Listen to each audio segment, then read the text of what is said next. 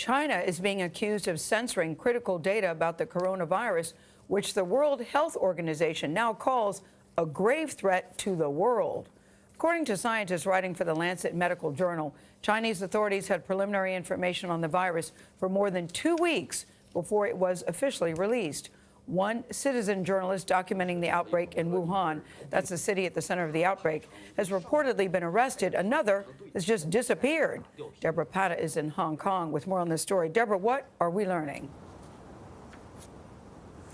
Good morning. Hashtags bearing the names of those two journalists are trending online right now. And with the number of infections and deaths soaring, scientists are worried that a lack of transparency could deepen this crisis. Everyone wants to know what's going on. I mean, I don't want to panic, but it could become a global pandemic. In the 2 months since the world was exposed to the existence of the coronavirus, there are still questions about just how severe the crisis is and whether China has been fully open with the global community. Have they been transparent? We're finding out things in bits and pieces. They were not transparent at all, I would say, during the month of December.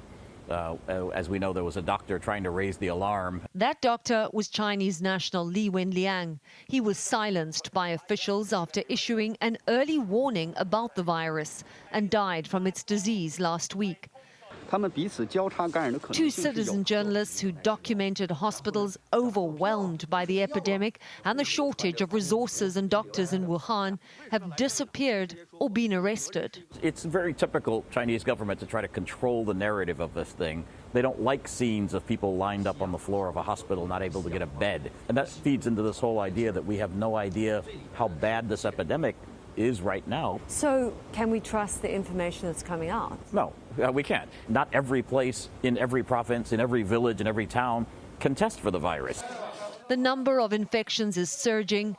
The World Health Organization is meeting for a second day to try and get a grip on the virus. Do you think that because there's so much global pressure, this could sort of blow things open a little bit in China? It's awfully hard to keep a lid on things like this for a while. The global community wants to know, the World Health Organization wants to know.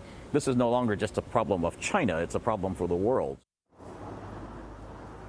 According to the non-profit organization Chinese Human Rights Defenders, more than 350 Chinese citizens have been either detained or fined for simply discussing the epidemic online. Tony?